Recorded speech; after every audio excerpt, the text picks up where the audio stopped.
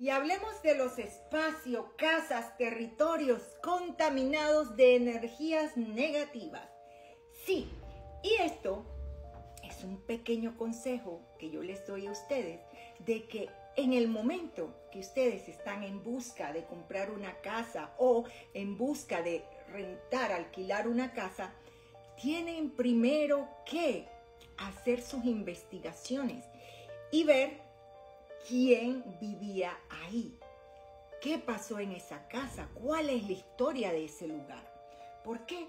Porque si tú te metes en una casa que está contaminada, donde hayan pasado sucesos horribles, ustedes van a quedar pagando consecuencias que no les pertenecían a ustedes. Así que aquí les voy a compartir esta hermosa enseñanza del Rab Harmony.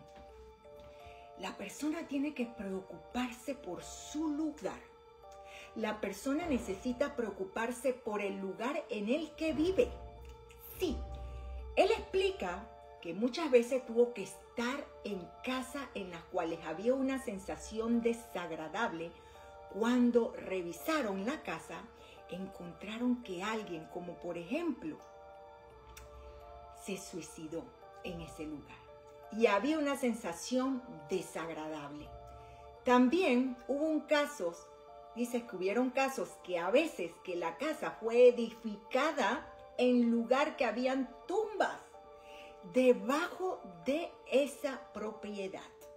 ¿Y qué pasa? Que toda esa energía negativa se impregnaba en la casa, obviamente. Tenemos que cuidar nuestra santidad de nuestros frutos, sí. Pero todo lo fruto no es simple, dice él. Es necesario saber cómo hacer para poner ahí una casa. Por ejemplo, vas a construir una casa, tienes que saber el historial de ese terreno. Sobre la energía negativa está escrito en el Talmud que cuando un árbol frutal es arrancado, él grita de un extremo del mundo al otro. Él fue creado para que la persona lo utilice de una buena manera. Y ésta llegó y lo cortó y no lo utilizó correctamente. En el libro del Zohar está relatado que cuando el pueblo de Israel llegó a la tierra de Israel y se asentaron ahí en esas casas, dice que esas casas ya estaban listas, estaban construidas por los cananitas. Sucedió a veces que en la casa brotaban unas manchas como lepra que empezaban a extenderse. Sí, entonces ellos llamaban a los Kohanim. Él venían y encerraban esa mancha y esa seguía extendiéndose, o sea que no era suficiente con lo que ellos hacían. Esas manchas seguían extendiéndose. Y era necesario, en ese caso, destruir la casa. Sí, desprender las piedras y construir en su lugar una casa nueva. Dijeron los sabios que muchas veces cuando desprendieron las piedras, dentro de estas encontraron tesoros. Sí, que habían sido escondidos allí por los cananitas. Cuando se escaparon de la tierra.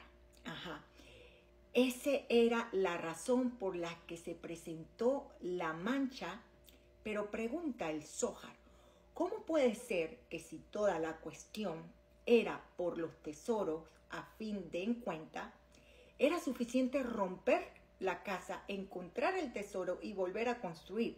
¿Para qué tenían que arrancar los fundamentos, cavar la tierra y solo entonces construir algo nuevo? Dice el libro del Zohar que hay una razón muy profunda en esto, que los cananitas que estaban ahí,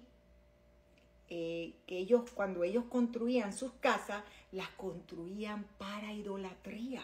Sí, y había en ella una energía, pero tan negativa, que era muy intensa, que cuando venía una persona para vivir en esa casa, su energía positiva de esa persona, si la persona tenía una energía que era una energía positiva, pero era muy débil, entonces la energía negativa empezaba a tomar control de la propiedad y empezaba a brotar esas manchas, esas lepras horribles que se veían.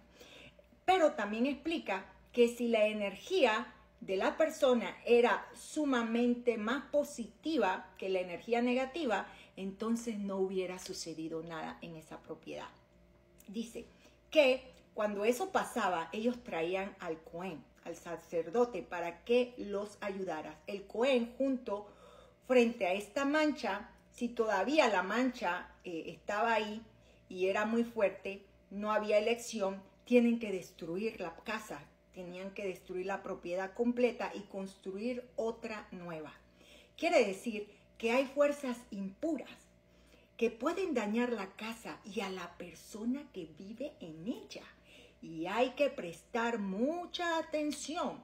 En esto dice el Zohar, si hay una casa en la cual la persona fueron dañadas varias veces, mejor que viva en una cueva y no en esa casa. Así que aquí les dejo con esta hermosa enseñanza y de mucha reflexión. Shalom, shalom.